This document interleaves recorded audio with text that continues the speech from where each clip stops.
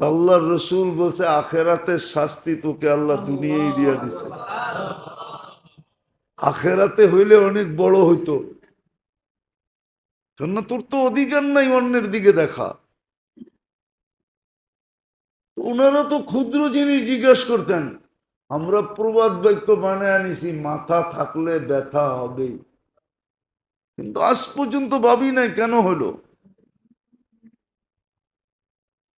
কিন্তু ওইখানে তো দিতে দ্বিধা করি না, কিন্তু যেখানে দিলে যেমন কথা ছিল যে সকালে আসাদকাতু তারুদ্দুল বেলা, যে সৎকায় অভ্যস্ত বিপদ ওর এখানে আসবে না, না, না, না, না। সারাদিনের বিপদ থেকে নিরাপদ। কিন্তু কয়জন আমরা আছি সকালে ওইটা সাধ্য অনুযায়ী সৎকা দেই? সৎকা তো 1 টাকা হইতে পারে, আবার 100 টাকা হইতে পারে, আবার 1000 হইতে পারে, আবার 1 লাখ হইতে পারে, আবার কোটিও হইতে পারে। আপনি ডেলি সৎকা দেন সাধ্য অনুযায়ী, কিন্তু এই অভ্যাস তো কারো নাই যে না সকালে উঠা আমার প্রথম কাজ হবে কি দেওয়া, সৎকা দেওয়া। সৎকা দিয়া আমি নিরাপদ হওয়া, কেননা সৎকা তু তারুদ্দুল বালা, সে বালার থেকে বিপদ থেকে নিরাপদ। যেমন আবু দারদা রাদিয়াল্লাহু তাআলা আনহু দোয়া পড়া, এখন একজনে বলতেছে বাড়ি পুড়া গেছে, কয় পড়ে নাই। দ্বিতীয় জন বলছে পুড়া গেছে, কয় না পড়ে নাই। তৃতীয় জন এসে বলছে বেটা পুড়া গেছে, বাঘ এখান থেকে পড়ে নাই।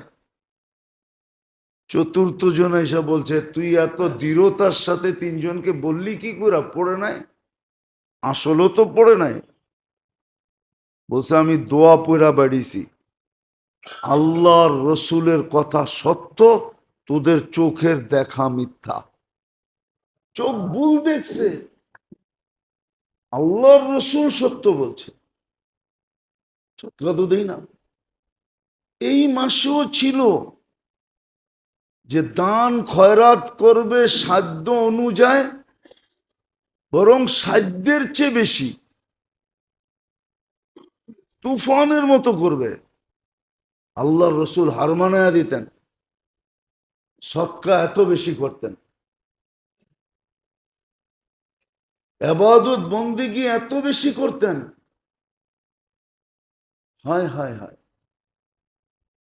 এত বেশি,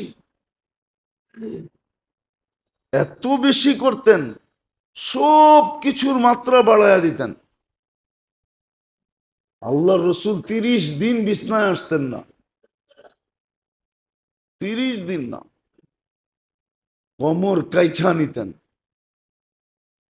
গরালাদের থেকে বিলকুল পৃথক হয়ে যেতেন। গরালা বলতো আমাদেরকে মনে হয় 1 মাস আসলে চিনিই না। হ্যাঁ, খোঁজ খবর হুকুক ভিন্ন জিনিস, বাজার ঘাট কইরা দেওয়া ভিন্ন জিনিস। এই জন্য মেরে দোস্ত, বিরাট বড় নেয়ামত আল্লাহ আমাদেরকে পাওয়া দিয়েছিলেন আল্লাহর বিশেষ রহমত দ্বারা। এটা বিশেষ রহমত দ্বারা সবচেয়ে বড় নেয়ামত আমাদেরকে রমজান পাওয়া দিয়েছেন। আবার এর ভিতরে সুস্থতাও দিছেন। এখানে যারা আছি সুস্থ, সুস্থতাও দিছেন। উচিত ছিল এটার মূল্যায়ন করা। এই জন্যই বলতেছিলাম একটু ভাবেন, 13 দিন তো চলে যেতেছে, 2 জুমা তো চলে গেল, চলে গেলই বলা যায়। 13 দিন তো চলে গেল। প্রথম পর্ব চলে গেল, দ্বিতীয় পর্ব শুরু হলো। প্রথম পর্বে আমি রহমত কতটুকু চাইছি, যে রহমত দরকার কতটুকু চাইছিলাম, প্রথম পর্বটা তো ছিল রহমত লুটা নেওয়ার জন্য। যদি এই মাসটার গুরুত্ব না হইতো তাহলে রমজানের চাঁদ উঠতে দেরি, আল্লাহর আরশ প্রথম আকাশে আসতে দেরি করে না, রহমতের দৃষ্টি দিতে দেরি করে না। হ্যাঁ হ্যাঁ, রমজান মাসটাই তো আল্লাহর গৌরবের মাস। কি মাস? আল্লাহ আমাদেরকে নিয়ে সৃষ্টির উপরে গৌরব করে, মনে হয় বুঝাইতে পারি নাই। সৃষ্টিকে আল্লাহ ডাইকা ডাইকা দেখায়, দেখ সারা জমিন আমি খাওয়ান দিয়া ভরা রাখছি, কিন্তু এগুলা খায় না। ওরা আমার রঙে রঙিন হয়ে গেছে, দেখ। হ্যাঁ, ওরা আমার রঙে, তোরা ছাড়তে পারবি? অথচ যাদের খাওয়া আবাদত ছিল, কি খাওয়া আবাদত না? খাওয়া আল্লাহর হুকুম না? কুলু ওয়াশরাবু আল্লাহর হুকুম, ওটা ছেঁড়া বয়ে রইছে। দেখো দেখো, খায় না, দেখো পান করে না, অথচ গরমের রোজা। গরম কিন্তু শুরু হয়ে গেছে, ঠিক না? আমরা তো জুন জুলাইও থেকে আসছি, ঠিক না? এখন না মার্চে, আজকে এই বছর মার্চে রোজা, ঠিক না?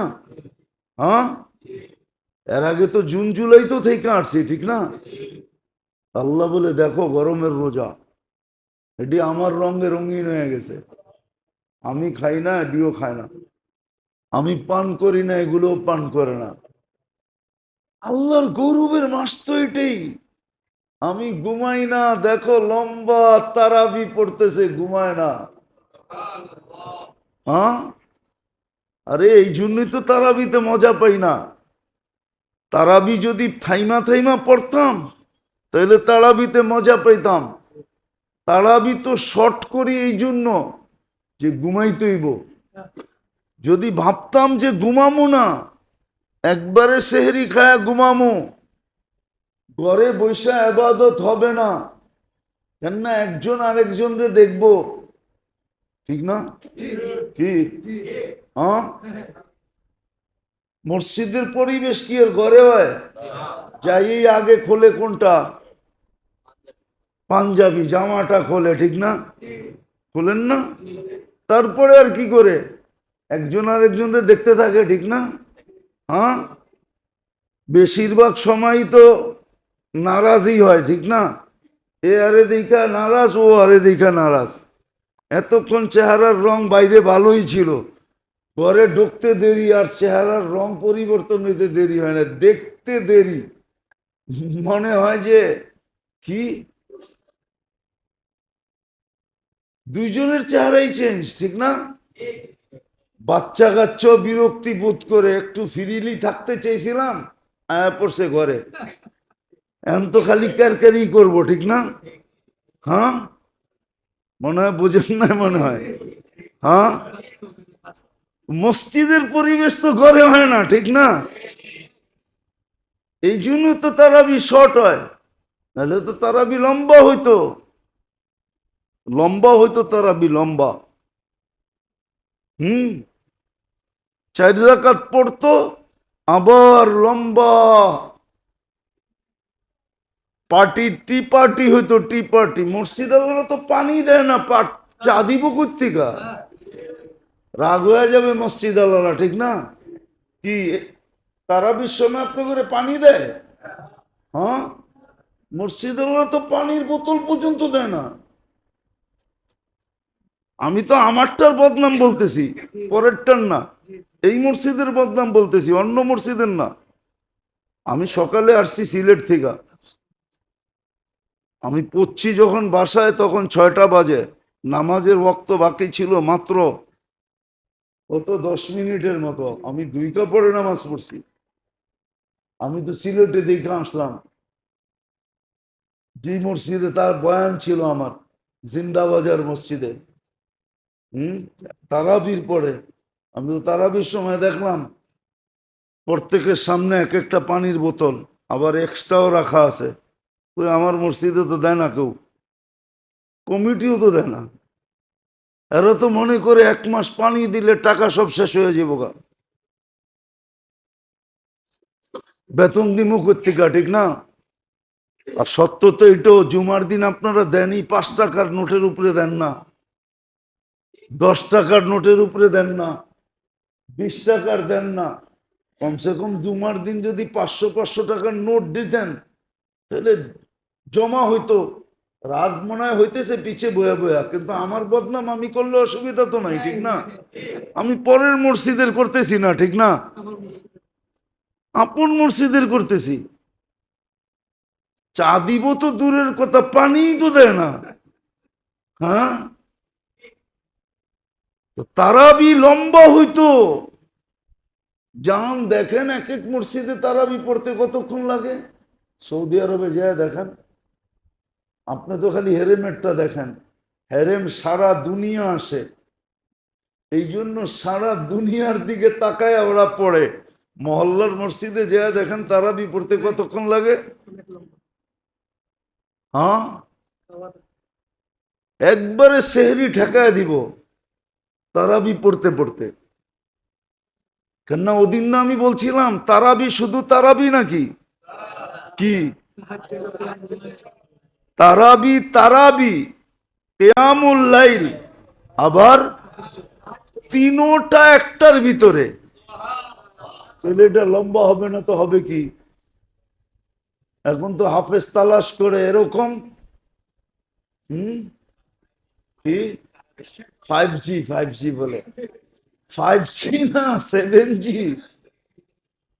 এরকম হাফেজ তালাশ করে যে 2 মিনিটে যাতে শেষ হয়ে যায়। আসলে গুরুত্ব নাই, মহত্ব নাই। তাহলে তারাবি হইতো 4 আস্তে আস্তে পড়তো, 4 রাকাতের পরে টিপাটি হইতো, তারপরে আবার 4 রাকাতের জন্য দাঁড়াইতো। এরকম 2.5-3 ঘন্টা লাগায় তারাবি হইতো। তারপরে ঘরে যে সেহরি করতো, ফজর পড়তো, ঘুমায় যেত। বলে কাজ কাম, বলে রমজানে তো মুসলমান কাজ করি না। রমজানে রমজানে মুসলমান কাজ করি না, করতেনই না। হ্যাঁ, দৈনন্দিন প্রয়োজনের জিনিস যারা বিক্রি করে ওরা করত, কিন্তু সহানুভূতির সাথে করত। কি সহানুভূতির সাথে করত? কিন্তু আমাদের তো করে সব সিন্ডিকেটের সাথে, ঠিক না? হম, কি সিন্ডিকেটের সাথে। এই জন্যই তো মাঝে মাঝে এয়ার অ্যাম্বুলেন্সও ডাইকা আনতে হয়। কি? হ্যাঁ, আসলে আমরা বুঝিও না। রমজানে কি গরিব, করোনার সময় কি গরিবদের করোনা হয় নাই? না হয় নাই? সর্দি কাশি হয় নাই? ওদের নামই তো করোনা মেয়া। সর্দি কাশি কাশি দিলেই তো ঘরের তে বের করে দিছে, ঠিক না? গরিব গো কি সর্দি কাশি হয় নাই? এটার নামই তো করোনা ছিল। কিন্তু গরিবেরটি সারছে কি দিয়া? হ্যাঁ, শুধু ফার্মেসির 2 টাকার একটা ট্যাবলেট দিয়া। আল্লাহ ওইটার ভিতরে শেফা ঢুকাইয়া দিছে। ও চাঙ্গা হইয়া পরের দিনই রিক্সা লইয়া বেরিয়ে গেছে। বলছে তুই না কালকা দেখলাম কাশি জ্বর ঠান্ডা।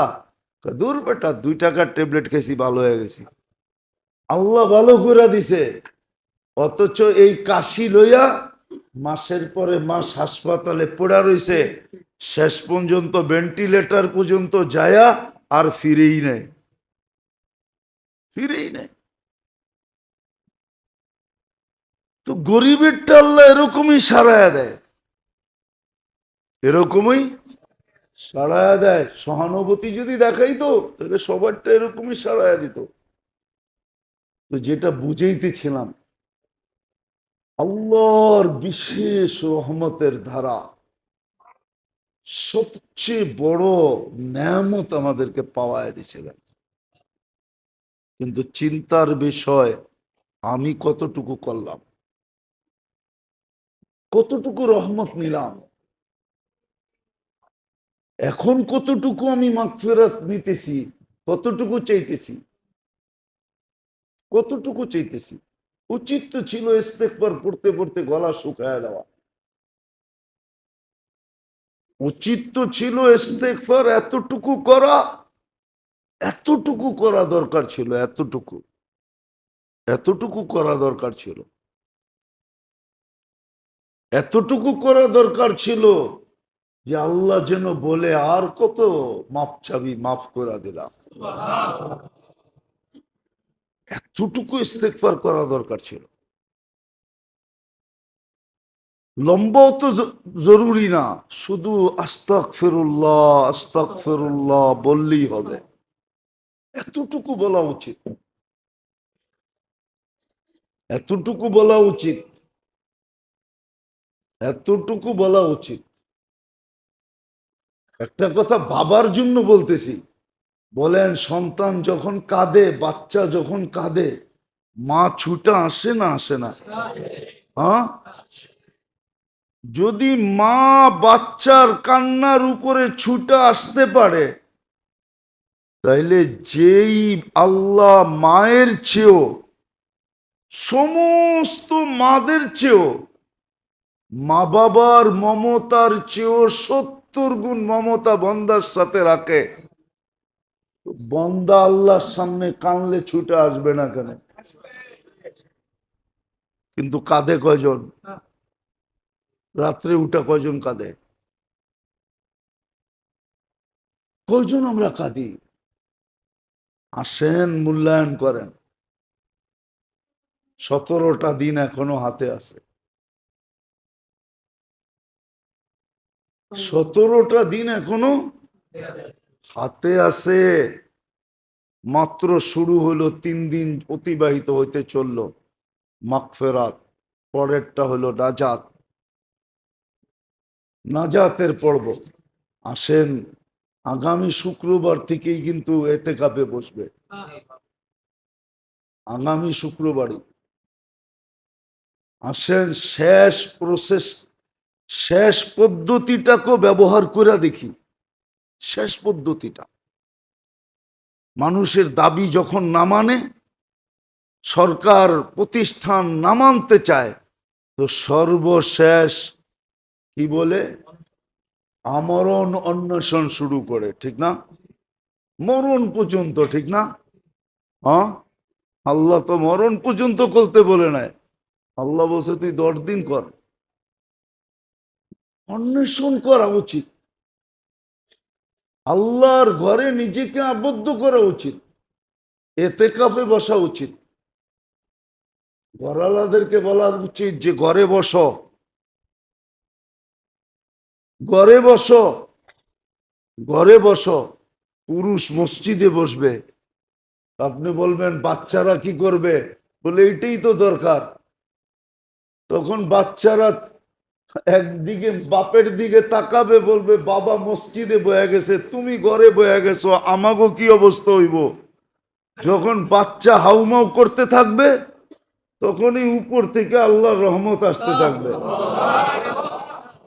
শেখ সাদি রহমতুল্লাহ আলাই লেখছেন, নাইলে ইচ্ছা কাহিনী আমার অভ্যাস না, কিন্তু যদি মজবুত হয় তাহলে বলতে অসুবিধা নাই। এক আল্লাহওয়ালার অনেক করজ ছিল, তো একদিন সবাইকে টাইম দিছে যে অমুক দিন আইসো, তোমাদের টাকা শোধ করে দেব।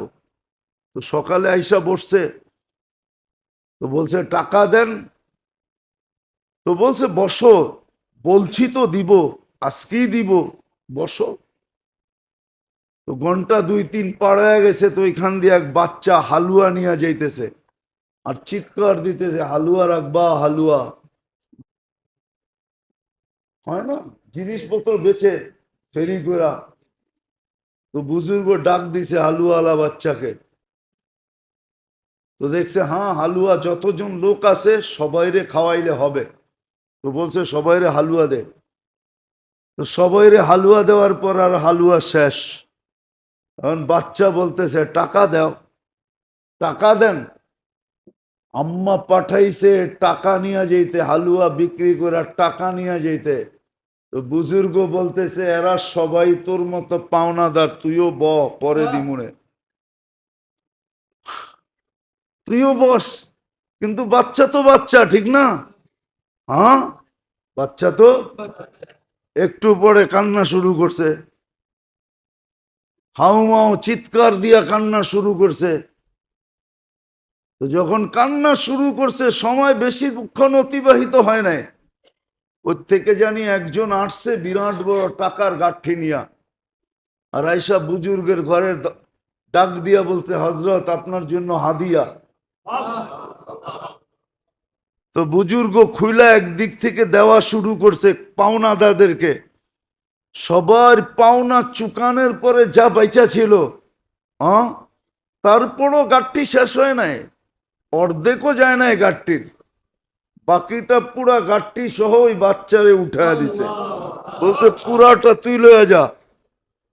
সবাই বলতেছে হুজুর এটা কি করলেন? আমাদেরকে পাওনা যতটুক অতটুক দিলেন, ওরেও পাওনা অনুযায়ী দেন, ওরে তো পুরা গাঠটি দিয়ে দিলেন। তো তোমরা তো কেউ কানতে পারো না, ও তো কানতে পারছে, ও তো কানতে পারছে, তোমরা তো কানতে পারো না। তোমরা যদি কানতে পারতা তাহলে তোমাদেরকে এরকম একটা একটা গাঠটি ধরাইয়া দিয়া দিতাম, তাইলে এক গাঠটি আসতো না, যতজন মানুষ অতটা গাঠটি আসতো। কানছে তো ওর কান্নায় গাঠটি আসছে। তোমাদেরকে যতটুক পাওনা এতটুক দিছি, বাকি ওর কান্নায় গাঠটি আসছে, পুরা গাঠটি উড়ে দিয়া দিলাম, চল যা। সত্য এটাই। তাহলে আমাদের ঘরের বাচ্চারা যখন কাঁদতো, তখন মা এতে কাঁপে, বাবা এতে কাঁপে, বাচ্চা কাঁদবে না তো কাঁদবে কে? তখন রহমত আমাদের ঘরের ভিতরে পড়তো। আল্লাহ আমাদেরকে বুঝার তৌফিক দেখ যে আল্লাহর বিশেষ রহমতের মাধ্যমে কত বড় নেয়ামত পাইলাম। আপনি কি চান যে তিনজন আপনার বিরুদ্ধে একমত হয়ে যাক? চান? হ্যাঁ, তিনজন যদি আপনার আমার বিরুদ্ধে একমত হয়ে যায়, আপনি বাঁচবেন কোত্থেকে? ও তো মেম্বরে উঠে বলছে যেইখানে বসলে কবুল হয় কবুল। এই মেম্বার মামুলি মেম্বার না, এই মেম্বার এটা মামুলি না। হ্যাঁ, এটা ডাইরেক্ট সুইচ আরসের সাথে লাগানো। অনেকে ভাবে যে এই মেম্বার থেকে চিল্লে কি হবে, না, এই মেম্বার থেকে চিল্লায়া কি হবে ওটা আপনি বুঝবেন না, হওয়ার পরেই বোঝা যায়। যতক্ষণ পর্যন্ত না হয় ততক্ষণ পর্যন্ত ডাক্তারও চিন্তায় থাকে আসলে বাচ্চা না বাতাস। মনে হয় বোঝেন নাই, আসলে বাতাস না। বাতাসও তো পেট ফোটে, ঠিক না? হ্যাঁ, ডাক্তারও চিন্তায় থাকে, এই জন্যই তো 1 মাস পর পর চেক আপ করে। যেদিন একবারে কনফার্ম হয় যে না বাচ্চাই, ঠিক না? আরসের এই মেম্বরের সম্পর্ক আরসের সাথে। আপনি বলবেন এইখান থেকে চিল্লে কি হবে, না হয় আপনি হয়তো বোঝেন না। এটাও আল্লাহ সাত্তারি করছে, এটাও আল্লাহ সাত্তারি, বোঝেন? লুকায় রাখছে, লুকায়া। নাইলে তো আপনারা আমাগরে কবে সাইজ করে দিতেন। আল্লাহ লুকায় রাখছে, এইখান থেকে যে হয় এটা বুঝতে দেয় না, আসলে এইখান থেকেই হয়। তো যেটা বুঝাইতেছিলাম, আল্লাহর বিশেষ রহমতের মাধ্যমে সবচেয়ে বড় নেয়ামত আপনাকে আমাকে পাওয়ায় দিয়েছিলেন রমজান। কিন্তু চিন্তার বিষয়, আমি নিলাম কতটুকু, করলাম কতটুকু, কতটুকু নিতে পারলাম, কতটুকু করতে পারলাম, তসবিহাত আমি কতটুকু পড়লাম, কোরআনের সাথে আমার সম্পর্ক কতটুকু হইল? কোরআনের মাস। তারাবি এই জন্য দিছিল যে 1 মাস কোরআনের সাথে আপনার এতটুকু সম্পর্ক হয় যেন কিয়ামতের দিন কোরআন আপনার বিরুদ্ধে না যায়। 1 মাসের সম্পর্ক দ্বারাও যেন কোরআন এতটুক বলে যে না আমার সাথে সম্পর্ক আছে। কেননা কোরআন যদি বিরুদ্ধে চলে যায় তো কিয়ামতের মাঠে আল্লাহর রসুলের চোখের পানি পর্যন্ত বেকার হয়ে যাবে। উম্মতের জন্য কাঁদবেন কিন্তু বাহির করতে পারবেন না। আল্লাহ বলবে কেন? বলছে কোরআন বিরুদ্ধে চলে গেছে। এই জন্য সুযোগ দিছিলেন আপনি 1 মাস যেন কান পাইতা কোরআন শোনেন। কিন্তু আমার জাতি তো 1 মাস তারাবি পড়ে না, 27 দিন তো পড়তে চায় না। মনে তো হয় না দোতলা বড়ে, এখন বড়ে বড়ে না। হম বলে নিচু বলে খালি থাকে।